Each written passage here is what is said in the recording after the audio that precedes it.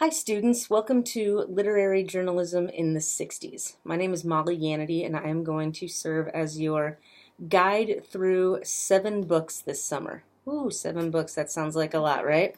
Okay, let me tell you first a little bit about the course.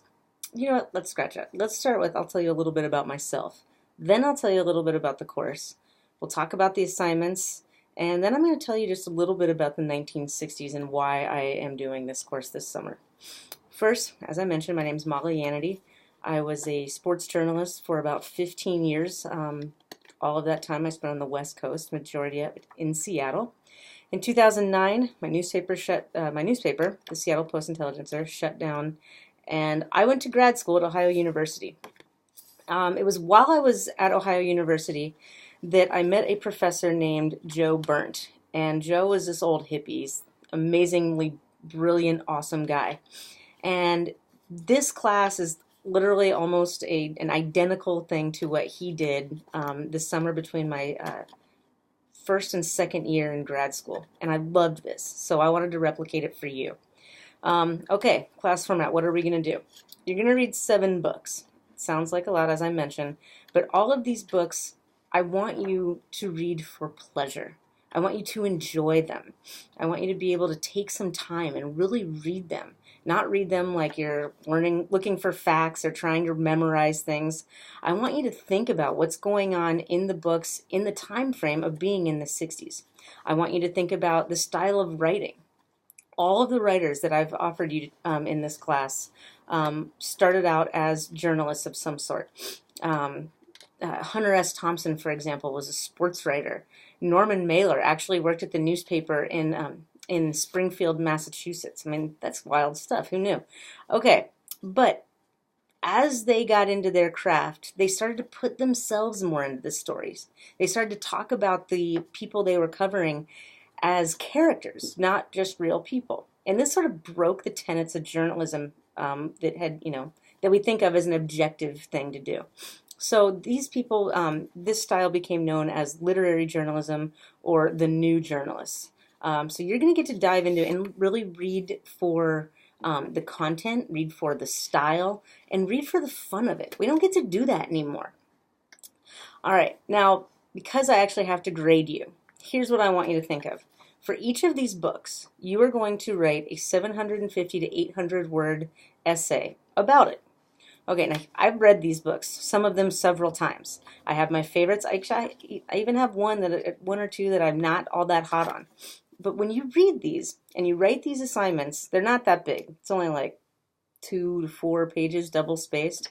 What I want you to do with these is I want you to write them to talk about what you learned about the 60s, what you learned about the topic in the 60s, and really what you got out of the author's literary style or presentation. The only things that I really ask of you for this, here are my notes, is that 1, you turn it in on time. Deadlines are important. Second is that you edit yourself and you use AP style. Don't turn in slop. This is something that you need to be proud of regardless. An AP style journalist should just be practicing using it.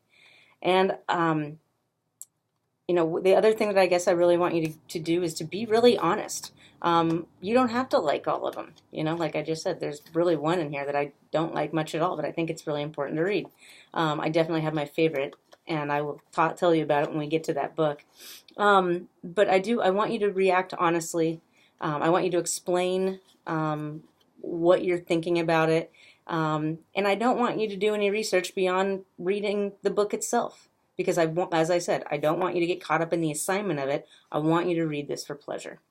All right, so let me talk a little bit about the 1960s. I was actually born in 1974. Totally missed it. My parents kind of got the tail end of the 60s. Obviously they were alive, but as adults, they only got the tail end of things, which probably means that your parents were in about that same boat between them and me, I would imagine. So much happened in the 1960s. Civil rights movement began. Women's movement began. The Vietnam War happened. So many of these things that happened then haunt the United States still to this day. And the further we are removed from World War II, the 1930s and 40s, the more this this decade becomes so important. I'm going to read a little bit from some of this stuff, but I just want to, these are again my notes, and I just want to make sure that you get some of it. Let's see. So out of out of World War II, we have this generation of the baby boomers. Men come back from war, people are getting busy, and lots of people are now in the United States. As that generation began to come of age, a lot of things were happening. This was also an influence from people coming back from European nations, and sort of soldiers coming back from European nations, and really putting more of that culture into the U.S. The 60s stands distinct from what had preceded and succeeded that decade. Since the 70s, so much effort has been made by educational, corporate, religious, and governmental elites to stereotype and marginalize those who really participated in the creativity, the resistance, the self-destruction, the rebellion, the fads, the sexual exploration, things like communes. They criticized the rock and roll, the anti-war marches, and the drug use of this generation. That many of you chose to enroll in this course suggests that there was some effort to suppress these activities and attitudes of hippies and feminists and civil rights advocates, communists, political activists, but it hasn't been entirely successful, right? I mean, you're interested in it. I'm definitely interested in it. And as you read these books, I want you to remember two things.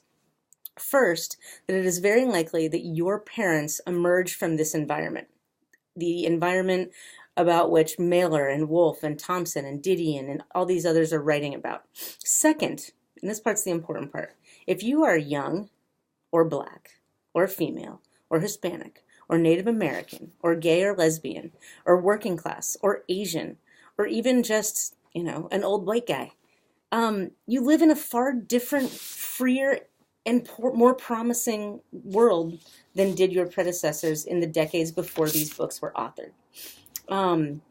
This, despite your lack of privacy at the hands of the global marketers of digital technologies and agents promising homeland security in an age of public political correctness.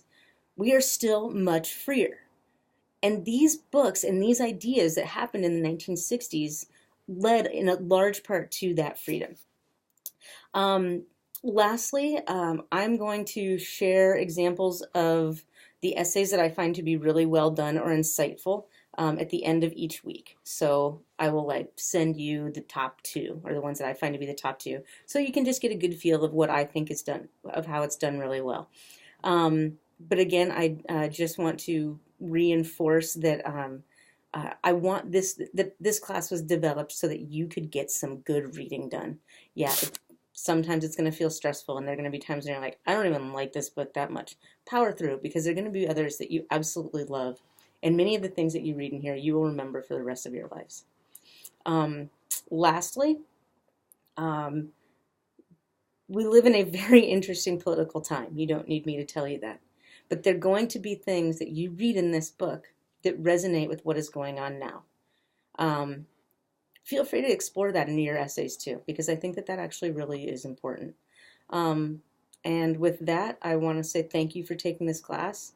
Thank you for trying to broaden your intellectual horizons by taking the time to really read and enjoy the books this summer. And with that, I look forward to working with you. Have a great summer and enjoy the books.